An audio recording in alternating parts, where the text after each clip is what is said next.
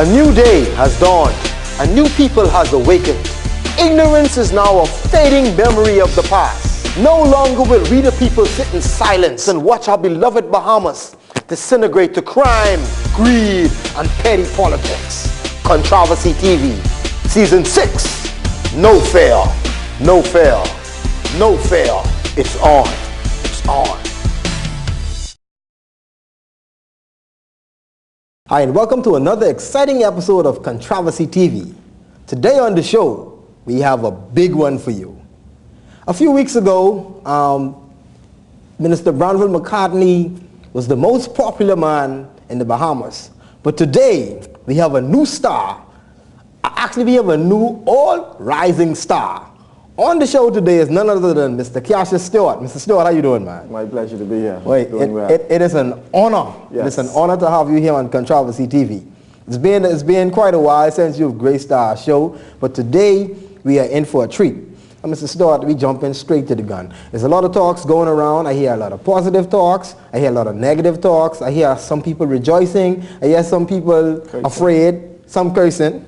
Tell us about this move, man. What is it? You know, just in case some Bahamians a little belated and don't know what's going on, tell us why all the drama going on. Why the bold and the beautiful and the young and the restless going on? Well, Utah, you know, it's been an opportunity for us to begin to explore our options. You know, the Bahamas Democratic Movement is an organization birthed to both bring about change and to bring about a new vision. We were really constructed in 1998, where we sat down for 2 years and formulated a 40-year plan. Mm-hmm. We put together an extensive document to try to take the Bahamas into the future. We worked on building the branches of the organization, and when we launched our organization in February of 2000, we were able to say to the Bahamian people, this is where we want to take our country. We didn't form no party just because of forming party's sake. We formed a party with an organization. Now, this ain't one of them bougie shows, Mr. Stuart. Why you join the FNM? That's what the people are there. They're saying Utah asked the question. Mr. Stuart, so why you joined the FNM? I'm building up there. So we went to the 2002 general election, and the Bahamian people, you know, it was an opportunity for us to learn and to grow and to see how the political system works. We took another 5 years to build and to work and, you know, and to try to strengthen the team and strengthen the organization, branding the organization. And so then all around the 2007 general election, we figured, okay, we're going to do much better than we did in the 2002 general election. You know, we were basically, everything was basically equal, same amount of votes, nothing really much to talk about. A year ago, there was a by-election. Mm-hmm. And we thought that, hey, this is a perfect opportunity for us now, because there was a lot of talk in the air about the government, about the opposition, and so who wasn't doing what. And we said, well, listen here, you have an alternative.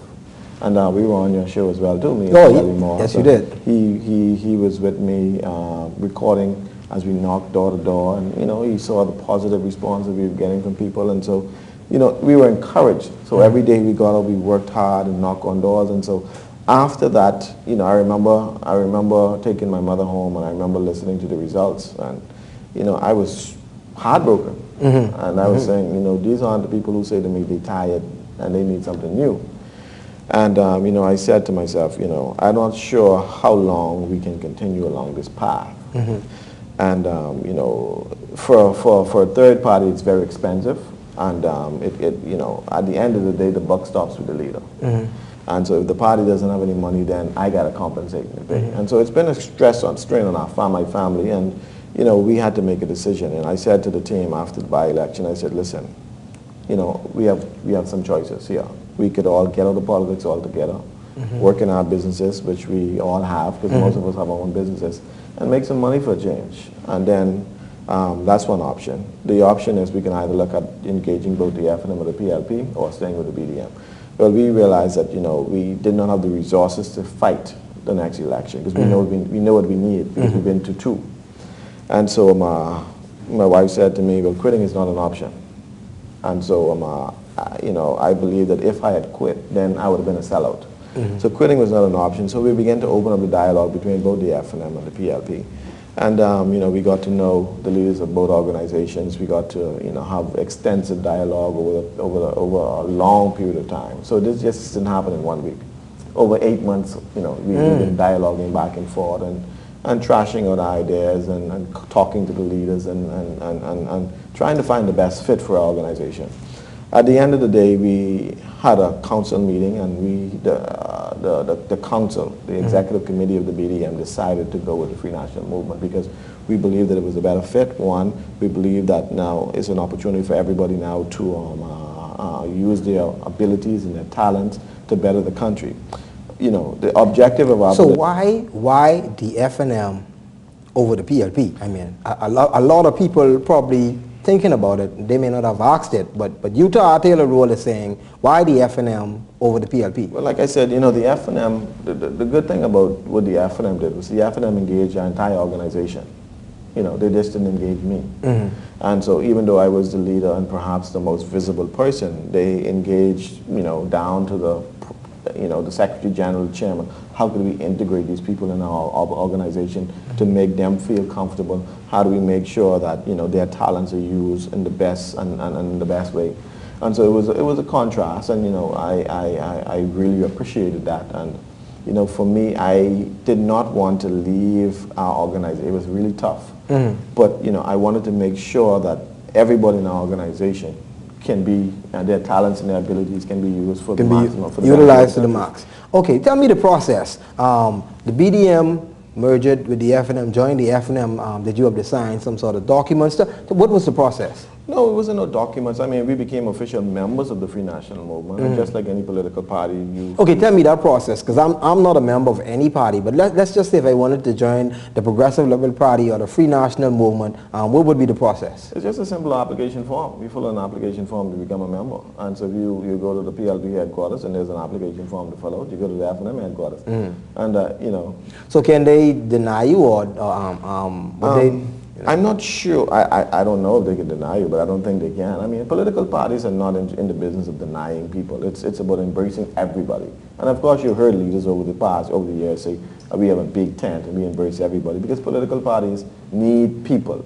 Well, I am a bit jealous. I may decide to go knocking on the Progressive Liberal Party door and see if the Right Honorable Christie will allow me to get a spot in the PLP. Well, of course, you know, you say you are what your pie is. Daddy, I don't know what that means. but back on a serious note, though, tell me a bit more about the members of your party. Who all would have come across to the FNM? Well, you have the entire council. You have from the chairman, the secretary general, the treasurer. You have vice chairmans. You have chairmans of different family islands, and those who work in the Freeport, those who work in Eleuthera, and those who work in Exuma. And so you have the, you know, everybody came over, and so now we have to now go, and all of the support, you know, the branches in Lucaya now, I have to go back to Grand Bahama now, and we want to now integrate our branches with the branches of the Free National Movement. There's just one person in your party that I kind of know personally, and that's Omar, because I remembered at the Sea Hauler victim time when the Right Honorable Perry Christie was the Prime Minister at that time, and they refused to acknowledge the Sea Hauler victims. And I remember Omar coming out with us and handcuffing himself to the Prime Minister gate. Yeah. I am Lincoln Bean.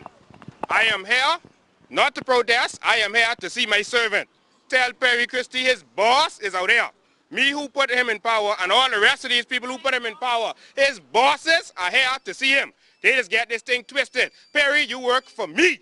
And these people out there, you as our servant, I don't need to be making an appointment for you to be ducking around and not seeing these people. We are not, do whatever you want to do. Okay.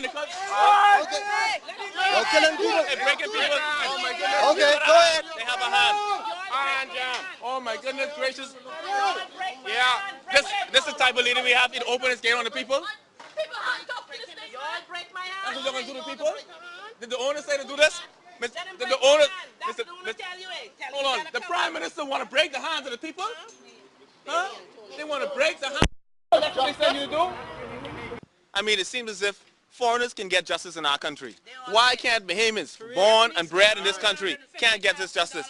These children, their parents have died. Their parents are dead. They don't have any parents. Who do they turn to? They have to live with their grandmother. I mean, the gentleman here has no legs. She's a pensioner. She has a tumor. We were promised swift justice in this country. What happened to the justice in this country? Where there is no vision, the people perish.